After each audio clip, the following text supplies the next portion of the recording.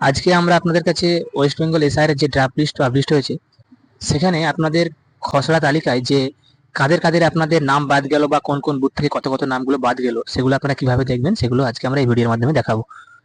আপনারা প্রথমে কি করবেন, আপনারা আপনাদের যে কোনো একটা ব্রাউজার ওপেন করে নেবেন। এক্ষেত্রে আমরা আমাদের ক্রোম ব্রাউজারটা ওপেন করে নেব। ওপেন করে নেওয়ার পর আমরা এখানে ডিরেক্টলি সার্চ করব ওয়েস্ট বেঙ্গল সিইও বা সিইও ওয়েস্ট বেঙ্গল।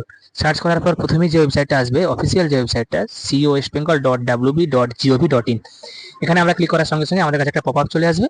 আপনারা পপ আপটা এখান থেকে ক্লোজ করে দেবেন। ক্লোজ করার পর দেখুন আপনাদের এখানে অনেকগুলো কিন্তু লেখা আসছে অটোমেটিক্যালি। দেখুন ইলেকটোরাল রোল অফ এসআইআর 2002, দেখুন এই যে লেখাটা আসছে PS wise ASDD list and minutes of BLO and BLA meeting, এখানে আপনারা লেখাটা ক্লিক করে দেবেন। ক্লিক করার সঙ্গে সঙ্গে ডিরেক্টলি দেখুন আরেকটা আমাদের কাছে নতুন পেজ খুলে গেছে। এই পেজটা আমরা স্ক্রল করে নিচের দিকে আসবো। দেখুন এখানে আপনাদের দেওয়া আছে ডিস্ট্রিক্ট এবং অ্যাসেম্বলি কনস্টিটিউয়েন্সি অনুযায়ী আপনারা আপনাদের বুথের যে যাদের যাদের নাম বাদ দিয়েছে সেগুলো কিন্তু দেখে নিতে পারবেন। কিভাবে, আপনারা ডিস্ট্রিক্টটা আপনাদের প্রথমে সিলেক্ট করে নেবেন, অর্থাৎ জেলাটা আপনারা সিলেক্ট করবেন।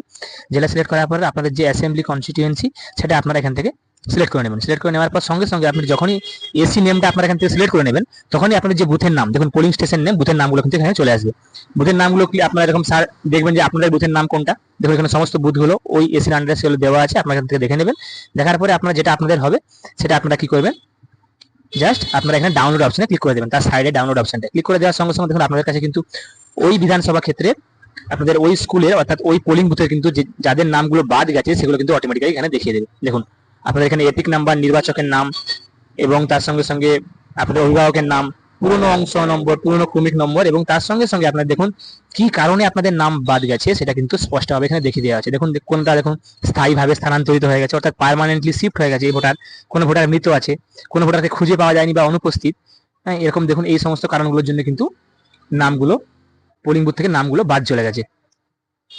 তো আশা করি যারা আপনারা ভিডিওটা দেখলেন তারা হয়তো খুব সহজেই আপনারা বুঝতে পারলেন যে আপনারা আপনাদের পোলিং বুথ থেকে যে নামগুলো বাদ গেছে সেগুলো আপনারা কিভাবে দেখবেন। আশা করি আপনাদেরকে ভিডিওটা ভালো লেগেছে। যারা যারা আমাদের চ্যানেলটা আপনারা এখনো সাবস্ক্রাইব করেননি বা ফলো করেননি অবশ্যই করুন এবং তার সঙ্গে সঙ্গে ভিডিওটাকে লাইক করুন, কমেন্ট করুন, শেয়ার করুন। আমি আপনাদের কাছে আবার কোনো নতুন তথ্য বা নতুন টপিক নিয়ে নতুন ভিডিও নিয়ে হাজির হব। ধন্যবাদ।